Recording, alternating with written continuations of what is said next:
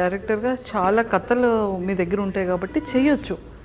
But అంటే ఈ film ఒక సైన్స్కి ఒక స్పిరిచువల్కి కనెక్ట్ చేసి ఎందుకు చేయాలనిపించింది? యాజ్ అ రైటర్గా we write lot of stories అండి. బట్ సమ్ స్టోరీస్ వచ్చేసి it will hit you more, అంటే మోర్ ఫ్యాసినేషన్ ఉంటుంది, it will hit you more. So ఈ పర్టికులర్ స్టోరీ, ఇప్పుడున్న స్టోరీ నా దగ్గర అంటే ఆ పర్టికులర్ పాయింట్ ఆఫ్ టైంలో ఉన్న అన్ని స్టోరీస్ కన్నా కూడా ఇది బాగా నచ్చింది. అండ్ మోర్ ఓవర్ నాకన్నా మా ప్రొడ్యూసర్స్కి ఇంకా బాగా నచ్చింది. సో నేను అంటే స్టోరీస్ చెప్దామని డిస్కషన్లో అది ఒక 1 month టైం ఫ్రేమ్లో we have been discussing the stories. అది ఉంది అంటే ఈ స్టోరీ చెప్పంగానే they like it very much. So that was the point. ఇంకా అక్కడి నుండి దీని మీద కంటిన్యూస్గా వర్క్ జరగడం జరిగింది. మీరు డివోషన్ని నమ్ముతారా, అదే ఐ మీన్ స్పిరిచువల్ని నమ్ముతారా, సైన్స్ని నమ్ముతారా? See I believe they both are together అండి. They both are intertwined. ఇప్పుడు సార్ చెప్పినట్టు సైన్స్ అనే వర్డ్ మనకి ఇంగ్లీష్ లాంగ్వేజ్ వచ్చిన తర్వాత కాయిన్ అయింది, కానీ మన దాంట్లో సైన్స్ ఎప్పటి నుండో ఇట్స్ ఇంటర్వ్యూన్డ్ బేసిక్గా. సో మన కల్చర్లో మీరు ఎత్తుకొని చూసుకుంటే మనం ఏదైతే ఆచారం అని అనుకుంటామో ప్రతి దాంట్లో కూడా సైన్స్ ఎంబెడ్ అయి ఉంది దాంట్లో. సార్ సైన్స్కి స్పిరిచువల్కి సంబంధం ఏంటి? అంటే ఇప్పుడు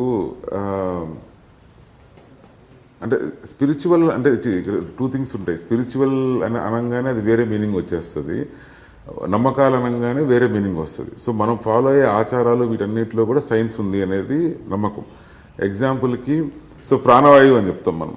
సో మనము రావి చెట్టు, వేప చెట్టు అండ్ తులసి చెట్టు ఈ 3 మాత్రమే మనకు 24/7 ఆక్సిజన్ ఇస్తాయి.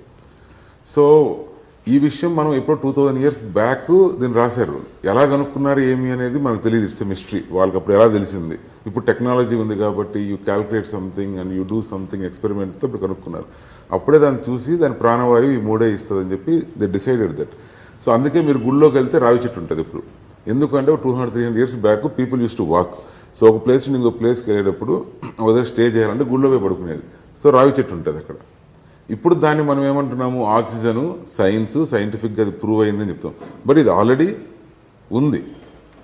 So it was always part of our ethos culture. అదే చెట్టు చుట్టూ కూడా మరి ప్రదక్షిణలు చేస్తారు, అవేవో వేప చెట్టుకి రావి చెట్టుకి పెళ్లి చేస్తానంటారు, లేకపోతే వాటి చుట్టూ ప్రదక్షిణలు చేస్తే దోషాలు పోతాయి అంటారు, లేకపోతే ముడుపులు కడుతూ ఉంటారు, చాలా జరుగుతుంటాయి. అది స్పిరిచువల్గా కూడా కనెక్ట్ అయింది కదా మరి.